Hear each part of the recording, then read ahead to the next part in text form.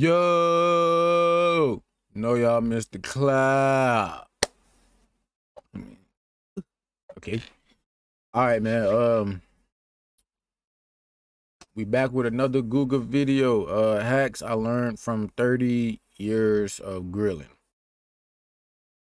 Let's see what these hacks talking about and see if we can use them in our daily routine. On today's video, I'm going to be sharing with you every single hack that I've learned along the way that made my life easier. Enough talking about it, let's begin. Let's get it. This is not okay. This needs to stop now. Never, ever wash your meat. If you put it under the sink and you think you're making it better, you're actually making it worse. All you're doing is spreading bacteria everywhere if there is any bacteria on the meat. What you should do instead is this. Pat it dry with a paper towel, everybody. It's the right thing to do. Tongues are your friends. Have two of them. One to manage the fire and the other one for your food. And don't ever get them mixed up. If not, your steaks are going to have a color that you're not going to be happy with. If you want to grill things to perfection, cook it with two zones. Notice that here I got my charcoal, and on the other side, there's nothing. Hot zone, cool zone. If things starts getting out of hand, I'm able to quickly put my steak on the opposite side. Controlling the fire whenever you're cooking outdoors is the key of having perfectly cooked steaks, and anything else, to be honest with you. Season your steak properly. Most people under-season their steak, and they do it like this, really close to the meat. That's not what you want, because you don't get a bigger spread. Always season up high, everybody. You will get a much better spread, and evenly. Nothing is better than the flamethrower. It is worth its money in gold. That's his backyard? God damn. Gold if you love to barbecue. Use it to light up your charcoal, put a nice wonderful sear on a steak, or just look like a badass. It is amazing, everybody. Oh my God. Use a leaf blower to get your fire very hot. For bonus, use one with battery so that it's mobile. This will allow you to get your fire nice and hot, everybody. But because we all know, fire needs oxygen. And I mean, it takes no time at all. Get one of these. It doesn't have to be this specific one. Never Even a knew smaller, that. cheaper one will do the job just fine. Use Doritos to light up your charcoal. It actually works. Put a good amount of Doritos on top of your charcoal, then just light it up. Because it has so much oil on it, it will catch on fire and it will stay lit for quite some time. Wow, it works, that everybody. is crazy. Season your steaks ahead of time. If you do that, it will allow the salt to penetrate deeply into the meat, seasoning everything through. And occasionally, it also makes your steak more tender. If you can do it overnight, that is the best method. And believe it or not, seasoning it 1 hour before it actually makes a difference. So always, if possible, season it ahead of time. Lighter fluid sucks. It gives your food a terrible taste. It also takes a lot longer. If you have to use lighter fluid, make sure your charcoal is nice and white before you even put the food in. Because trust me, this is garbage. Everybody knows in barbecue we use gloves, but this is not the right way to use them. Get yourself some of these. They are inexpensive, and this is how to use them. Put them underneath, then go ahead and put your nitro glove right on top. It will keep everything clean, but now you have a protective layer against heat. This is a huge tip, especially when you're grilling or removing anything out of the grill. It's a must-have. A kettle grill is good for everything. Noted. There's nothing that this grill cannot cook. Well, unless you're trying to feed 1,000 people, but for a family of 5 to 10 people, this will cook everything. And honestly, once you master this, you're gonna be king of the grill, I promise you. There's a reason why I use this grill for 99% of my cooking. Tenderize your meat. There are many tools you can use. This is what they call mechanical tenderization. Pretty simple to use. You just push it down the meat and you're good to go. They also have this one called jacquard. As you can see, it has small little blades. It works, but it's also not my favorite. If you're from South America, this is quite popular. It's a hammer and it's popular for a reason. It works. But again, take a look at the meat. Jeez. My favorite method is this one. It's pineapple. You gotta blend the whole thing. The skin and all, but without the leaves. Then you wanna place it right on top of your steak and creating kind of like a slurshie, just like this. A slurshie. It's natural, it works well, and it's not only my favorite, but my crew's favorite way of tenderizing tough cut of meat. Because after 30 minutes, the enzyme already did its job. Understand co-management. Unlike the stove indoors, we don't have a knob to control the temperature. You can use your hand to do so, but as a guide, think about this. Charcoal has layers. If you put only one layer of charcoal, it's not going to be that hot. But if you add a layer on top of that, it's going to be hotter. And if you add another layer, it's going to be even hotter. 3 layers for searing is perfect. 2 for slow cooking, and 1 for just like super gentle cooking. As you can see here, this basket allows me to fill up to 4 rolls of charcoal, getting it super I'm learning hot. shit That's I what never we want to knew. sear a steak. When you're setting up your charcoal, you will have little things on your grill grate. Doing a final wipe right before you actually put your steak is very important. This is a must, as you don't want any off flavor to attach to your steak. We cleaned this grill grate before, but take a look at it. Always clean before you add your steak. If you don't clean your grill grate and you're one of those people that love to just let it burn off, it's totally fine. Just make sure before you put your food, you give it a nice wipe so there's no soot. Soot is nasty, especially on a steak, everybody. You want a nice golden brown steak and not burn or with soot. That's just nasty. Reuse your charcoal. It is expensive nowadays, everybody. One bag can go up to $80 depending on the charcoal you're buying. And if you buy good quality, especially lump, you can reuse it as many times as needed until it goes bye-bye. And here's what I mean. Take a look at it, everybody. It's just, it's still good. But here's what you have to do with it. The little ashes you see is what prevents it from igniting again. All you gotta do is give it a good shake. As you're doing that, all of the ashes will go to the bottom, and this charcoal is good to be reused once again. You work hard for your money, don't let it go to waste. Huge danger whenever you're grilling a high marbled steak. Always tied, well marbled steak. Take a look at this beautiful Australian Wagyu marbling score 9. As soon as I started grilling this up at high temperature, this fat right here will start rendering and start taking my steak completely apart. That's the last thing you want because you paid a good amount for it. The solution is pretty simple, just a butcher's twine. Go around once and tie it up in the back. Do it and it will keep your steak from falling apart on the grill. It's that simple. The tinfoil hack. Crazy. I highly recommend having one of these, but sometimes you don't have it available. This makes the job easy and it will last for a long time. This will also do a good job. All you gotta do is ball it up. Don't do it too hard in the beginning because you want it to actually create crevices in between the tinfoil, like this. When you're pushing down, you're creating the grill grate crevices. Then what you wanna do, it works, it's inexpensive, especially if you use this to wrap up your meat. It's a good trick.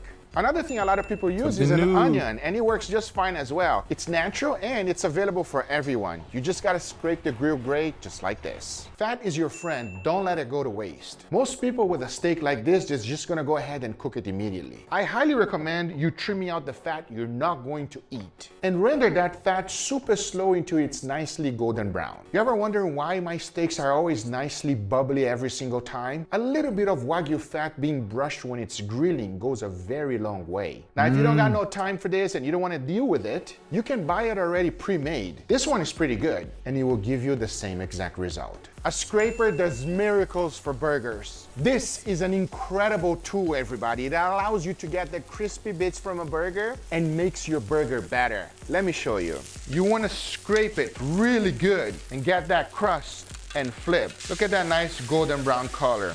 That's what you want. Always use this tool, it will be better.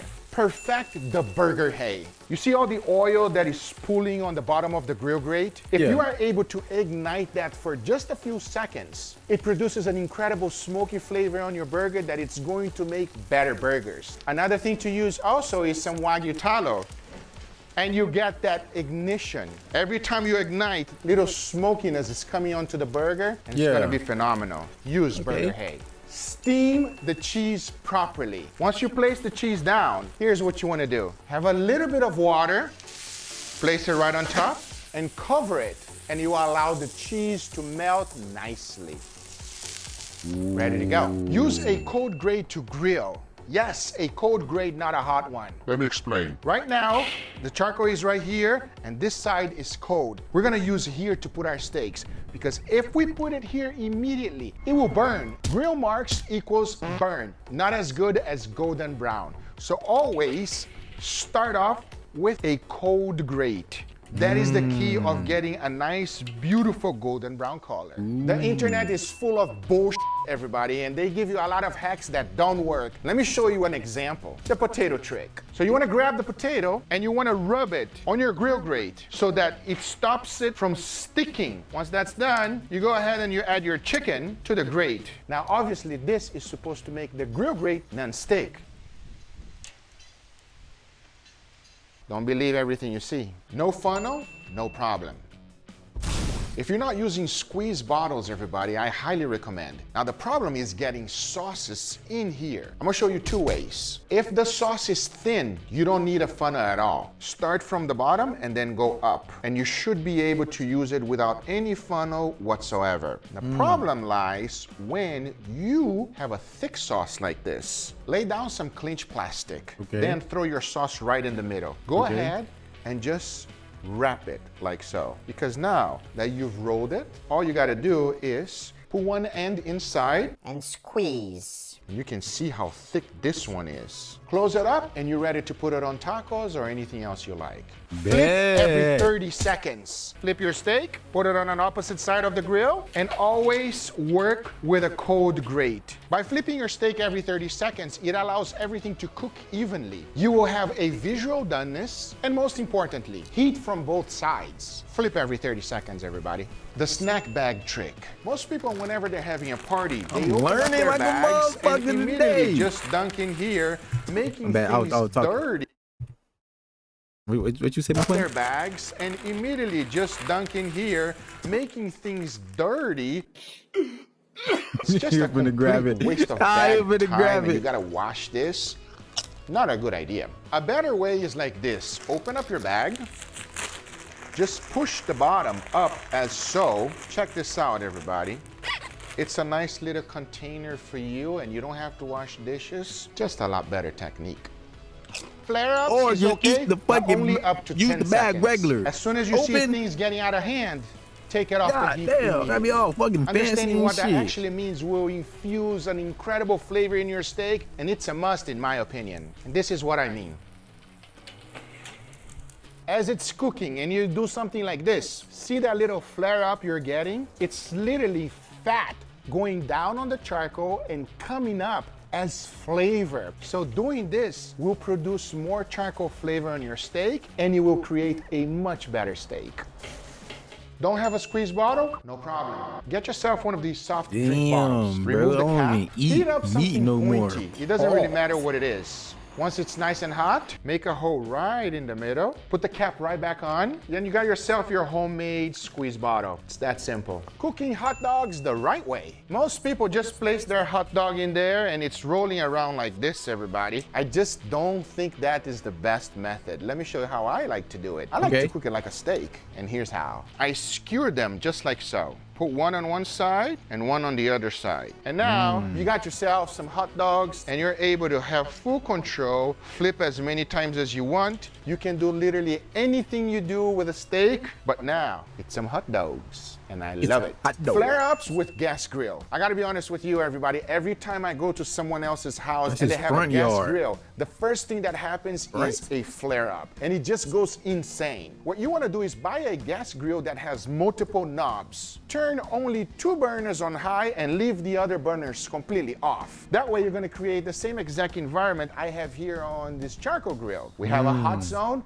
and a cold zone. The cold zone is your safety net. If flare-up starts happening, just put it on the cold section and then let everything come down. Never, ever turn all of your burners on high because you want to sear the steak fast. You're just asking for a huge disaster, especially if you're cooking fatty meats. Don't let it happen to you. Use a meat thermometer. Would you rather be right or have a big ego? Nothing is as accurate as a thermometer. I don't know about you, but I don't care about my ego as long as my steaks comes out perfect every single time. This is the only thing that will ensure that that happens. Grease fire. This is one of the most dangerous things that can actually happen to you whenever you're grilling outside. And it happens for 2 reasons. Why? You didn't clean your grill and you have a pool of fat on the bottom of it. And if it ignites while you're cooking food, forget it. Everything is gonna go to waste. If that happens to you, everybody, all you gotta do is remove the oxygen by closing the lid and wait for everything to calm down. You will probably not be able to finish your cook, but you're not gonna burn your house down. Please, Right, everybody, right, let's keep it safe. As safety is always the #1 priority.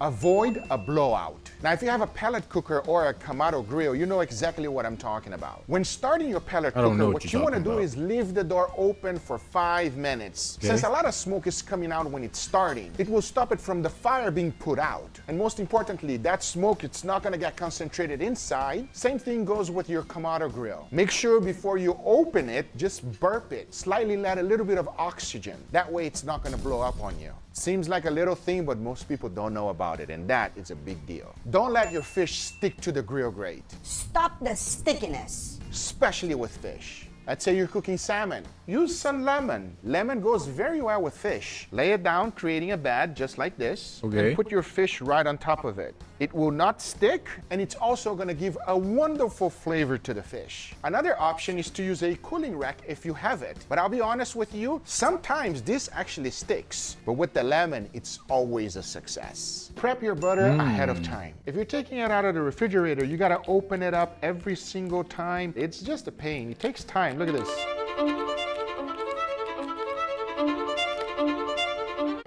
What I like to do is cut it in small little pieces that I can use for everything. Sauces, steak. Trust me on this one. Now to store it, I like to use a deli container. Just put it right in there, cover it up, let it melt on top of your steak when it's ready. And you can do the same exact thing for compound butter. Best way to store it, and it's ready to go in seconds. Baste your steak with something. Towards the end of your steak, I'm gonna have to try that. Well, I'm gonna have to start doing that, you know what I'm saying? Cut my butter up fancy like and put it in the refrigerator already ready to go when I make my motherfucking vegetarian food. If you use some animal products like Wagyu fat or butter, it will produce a better steak in the end. And it's pretty simple to use, everybody. Hope y'all writing Get these it on the tips heat, down. spray a good amount. Because I'm not. Since it's fat, you're gonna have flare-ups. That's totally okay. And flip those beautiful steak. Things get out of hand, move it to the safe zone. Towards the end of your cook, you want to get a nice golden brown color. Get it on the heat and baste it with either animal fat, like this Wagyu fat right here, or just use butter. But towards the end, not in the beginning. Remember, butter burns, but this one takes a lot to burn. Deli containers are your best friend. You can use them for literally everything. They are also stackable, and for the amount of use you can have with them, they are so worth it. There's a reason why restaurants use them. Understand residual heat. Once the steak is out of the grill, it's still cooking. It's not done yet. And that residual heat will carry over cooking. Make sure you take your steaks out at least 5 degrees before. It all depends on your heat source. If it's too hot, you gotta give it 10 degrees. But there will always be carryover cooking. Whenever you're cutting meat, fruits, secure your cutting board. If you're cutting anything and you just slice and your cutting board is moving, bad idea. Now there's a few ways that you can fix it. The cheapest way is to use some paper towel, but you gotta make sure that it is wet. If not, it's just not gonna work. Lay it down and then immediately put your cutting board right on top. It's pretty secure, but not my favorite method. Get yourself some of this. It is inexpensive, and as you can see, get yourself some of this. It is inexpensive, and as you can see, you get a lot for your buck. Lay it down underneath just like you did with the paper towel. Put it right on top, and I can guarantee you this board is not going anywhere, everybody. Secure and safely. Slice your steaks properly. If you're doing a sawing motion, it's just not gonna give you that good mouthfeel that you have on a wonderful steak. Never saw back and forth. Use one motion. Start with the back of your knife. Using this part of your finger right here, rest your knife with it. In one motion, just pull it back. It's super smooth. Yeah, boy. Also medium rare, exactly the way we like it. And do the same exact thing going forward. Start from the back. As soon as you start your slice, hold the steak, drop. Again, from the back, drop. And the more you do it, the faster you will get. Speed is not that important. What it is cutting it right. Oh my God. These are hacks and tips that I use every single day. I hope you guys enjoyed this video. Let me know in the comments down below. All right, man, if y'all enjoyed that video and that video helped you out, I'm sorry for like the lazy reaction. I just rolled up, you know, kind of On the clouds. I'm on the clouds, clouds, clouds. I'm on the clouds. Glad. But yeah, man. Catch y'all in the next one, man. Self-love is the best love, man. Don't hold no hate, or I'ma slap your ass. Don't hold no hate, don't hold no grudges, man. Be the best you can be at all times. And self-love is the best love, man. Love yourself no matter what. They don't love you, I love you. Clap a gang in the comments.